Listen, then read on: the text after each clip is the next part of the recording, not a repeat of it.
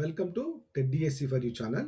SGT paper నుండి psychology సబ్జెక్ట్లో అభ్యసనం అనే పాఠంలో కార్యసాధక నిబంధన నుంచి ఒక ప్రశ్న చూద్దాము. ప్రశ్న: కార్యసాధక నిబంధన గురించి సరికానిది. ఆప్షన్ ఏ, ప్రతిస్పందనలకు తక్కువ ప్రాధాన్యం ఇచ్చారు. ఆప్షన్ బి, ఈ నిబంధనలో ఉద్దీపనలు పునర్బలన కారకాలు అవుతాయి. ఆప్షన్ సి, ప్రవర్తనవాదాన్ని ఎంతగానో ప్రభావితం చేసింది. ఆప్షన్ డి, ప్రతిస్పందనలు ఉద్దీపనల మధ్య సంసర్గం ఏర్పడుతుంది. దీని సరైన జవాబు ఆలోచించండి. దీని సరైన జవాబు ఆప్షన్ ఏ, ప్రతిస్పందనలకు తక్కువ ప్రాధాన్యం ఇచ్చారు. ఇది సరికానిది. వివరణ చూద్దాము. ఆప్షన్ ఏ యొక్క వివరణ చూద్దాము. ప్రతిస్పందనలకు తక్కువ ప్రాధాన్యం ఇచ్చారు.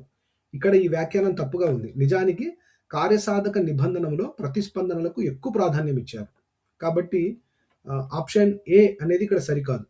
అదే రైట్ ఆన్సర్ అవుతుంది. ఆప్షన్ బి, కార్యసాధక నిబంధనలో ఉద్దీపనలు పునర్బలన కారకాలు అవుతాయి. అవును, ఇది ట్రూ. ఆప్షన్ సి, కార్యసాధక నిబంధన ప్రవర్తనవాదాన్ని ఎంతగానో ప్రభావితం చేసింది. ఇది కూడా సరైనదే. ఆప్షన్ డి, ప్రతిస్పందనలు ఉద్దీపనల మధ్య సంసర్గాలే ప్రవర్తనలు. ఇది కూడా సరైన జవాబు. ఫ్రెండ్స్, చాలా ఇంపార్టెంట్ బిట్ రావడానికి అవకాశం ఉంది. నోట్ చేసుకోండి. Thank you.